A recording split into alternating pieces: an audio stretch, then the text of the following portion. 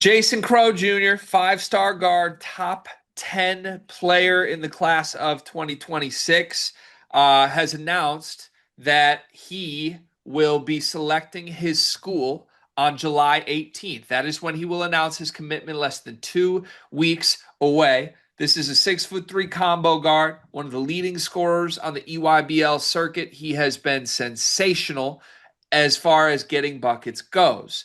All this time, we have assumed, and everyone has assumed, that Jason Crowe Jr.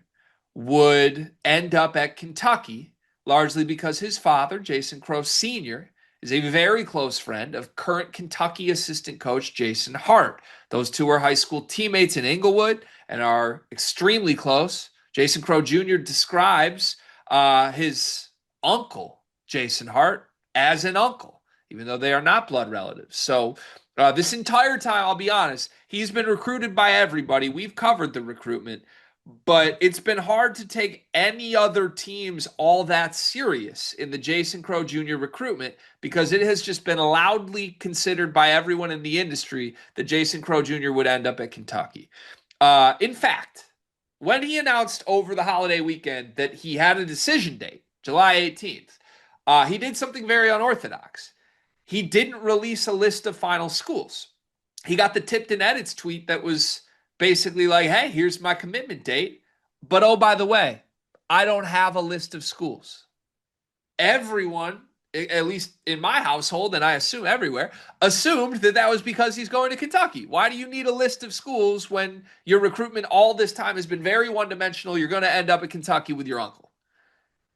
Not so fast, my friend, in the words of Lee Corso. Tipton himself has put an update out this weekend that lays out a lot of the timeline here, but adds a very important note.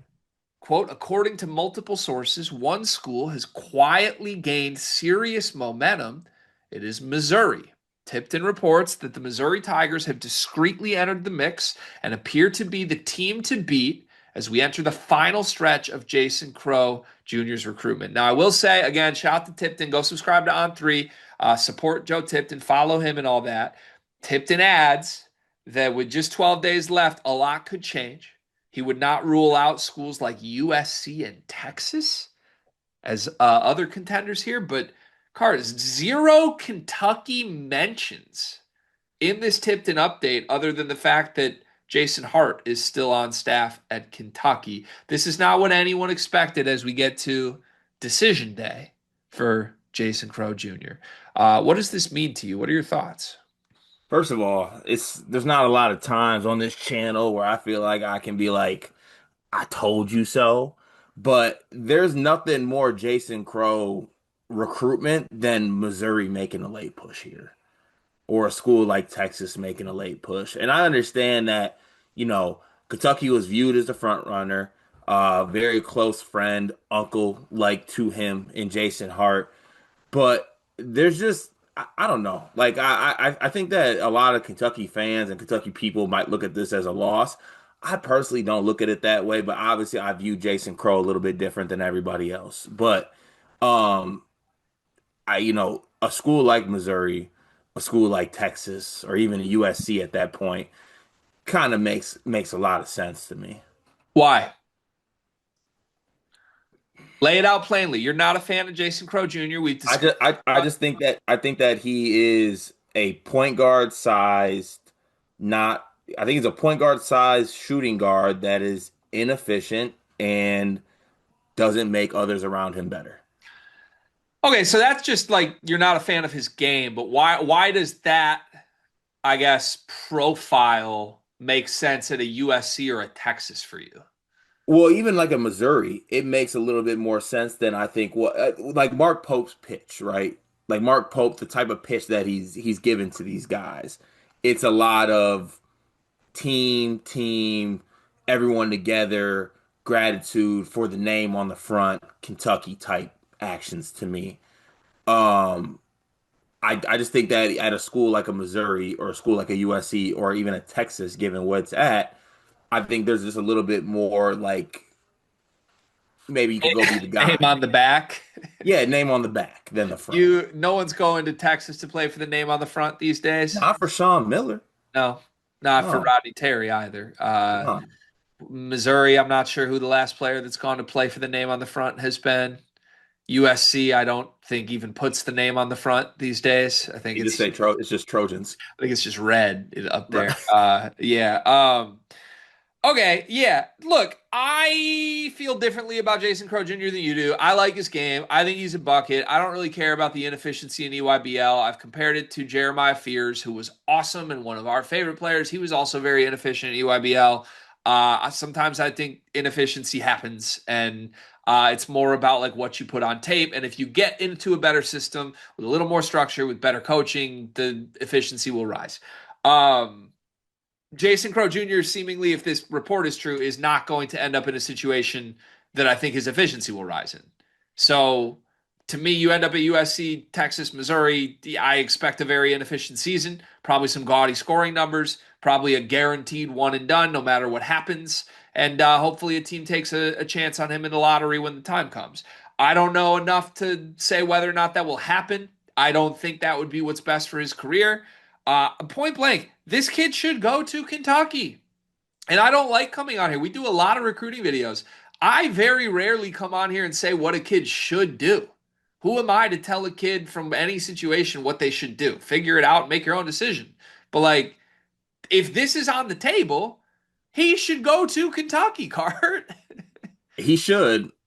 I also think that quietly Kentucky might not want him as much as other guys. So let's talk through that because Because and obviously this doesn't come from the best place because of how I view Jason Crowe as far as other guards in this class.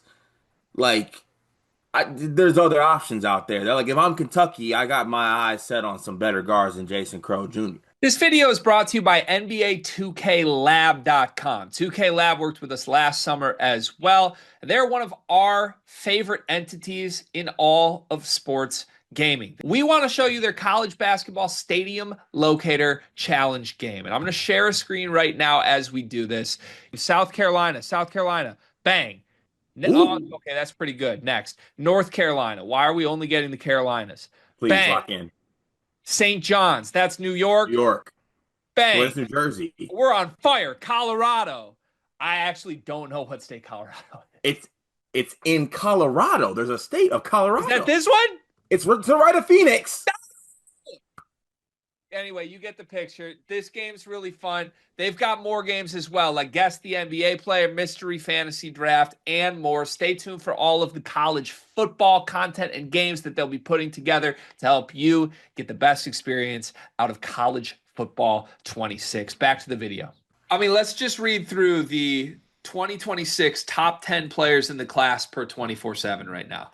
Tyron Stokes, Kentucky offer, priority, Kentucky recruit. Jordan Smith, Kentucky offer, priority Kentucky recruit. Brandon McCoy, Kentucky offer, priority Kentucky recruit. Christian Collins, Kentucky offer. Caleb Holt, Kentucky offer, priority Kentucky recruit. Dylan Mingo, believe has a Kentucky offer. They're trying to get in on Dylan Mingo.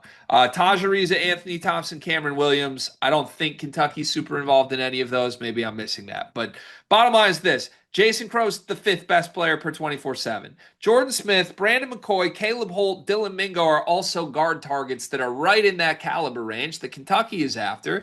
That depending on who you ask, Kentucky is very much a serious contender for. And to your point, I think there are less questions with those guys than there are with Jason Crowe. I mean, maybe Mingo, you could pull to the side and be like, yeah, I don't know. He's a riser, but is he actually that caliber? Caleb Holt, Brandon McCoy, Jordan Smith, there aren't many questions for. Those guys are kind of like can't miss, efficient, winning basketball players. And I don't know that the same can be said for Jason Crowe, even though I am a fan of his game. So I don't know. I think you might be onto something. I'm not saying this is happening because it would shock me. It would shock me if Mark Pope and the Kentucky staff, which consists of Jason Crowe Jr.'s uncle, decides that there are better guards they should be prioritizing. That would not make sense to me. But it might work out where Kentucky gets two guys that they feel better about than Jason Crowe anyway, if that makes sense. Yeah, and I mean yeah. Like I'm even go like I know that they extended an offer to I think Rippy as Yeah, well. Duron Rippey. Yeah, Yeah, so like yeah, there's other guards that I mean Tay even Kinney in the class. Yeah, I think they even they offered a Lozier too. yep. So it's like there's a lot of point guard combo guards that they're after that I think I would consider higher priority than Jason Crowe. Also, like, are we going to talk about? But this is the weird part for me. USC, Texas, Missouri. What do those schools have in common? Many. They're bag schools.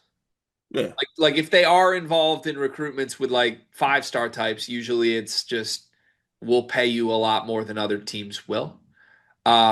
Now, at the same time, I don't want to insinuate Kentucky wouldn't pay Jason Crowe because Kentucky just spent more money on their portal class than anybody in the sport. So, like, if this report from Tipton is accurate and Kentucky's essentially out of it, what happened with the money here? Like, it feels safe to assume Jason Crowe is looking at a high paycheck place.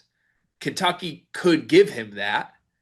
Is Kentucky not giving him that? And is that Mark Pope saying you're not worth that? Or what would you think went sideways there from the biggest budget in the portal to not having money for Jason Crowe? So I think there's a big budget in the portal, but also I think that Jason Crowe might be demanding. Like I feel like Jason Crowe views that he should be getting like AJ DeBanza type money. Okay. Like he should be getting the highest dollar amount in this class. And I think that to your point, there's still portal stuff. There's still, you know, other players in this class that are going to require a high dollar value amount. And you know, you can't put all your budget towards one player. And then I don't know, this could also be, and I could be completely off base here, but like, doesn't the revenue share stuff click? Not the revenue share, but like the budget thing Yeah, clock true. in next year. True. In theory, it could even the playing field a little bit. Yeah. Yeah, so like I don't know if you can just like give him that massive bag. Yeah. Yeah, for sure.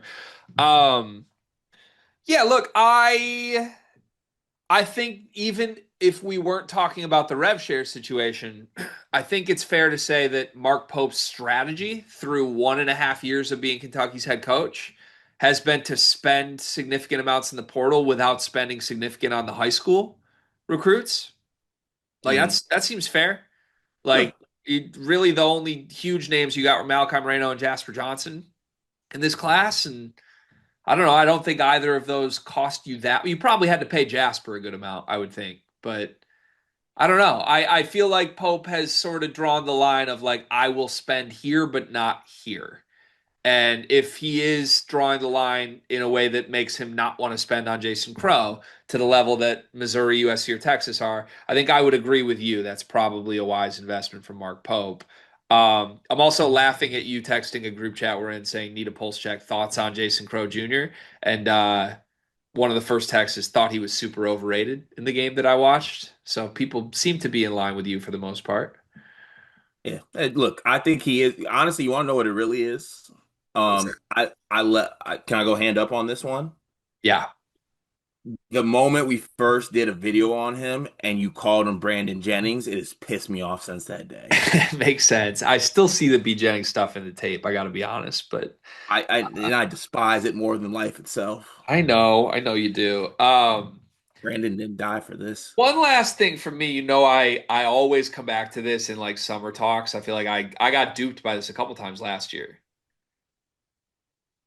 I would take a blood oath for Joe Tipton. I would follow him into the wilderness. I would give up basically all earthly materials outside of my kids and my wife and my dog for Joe Tipton. What about me?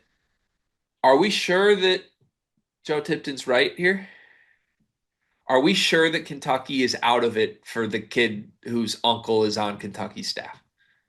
Would we think they're so in it if his uncle wasn't on the staff? Probably not. But like, I don't know. Like, if you're right about all things Jason Crowe, wouldn't it be on brand for his recruitment to like try and spin up some drama in the last 2 weeks? Like it's been such a by the book obvious he's going to Kentucky. Ooh, 12 days before, now it's Missouri. Like big bad Kentucky can't come in with a check in the next 12 days, right? Like if they Yeah. want Jason Crowe, they'll get Jason Crowe, right? Okay, that kind of makes sense. But it's just does Mark Pope want him or not?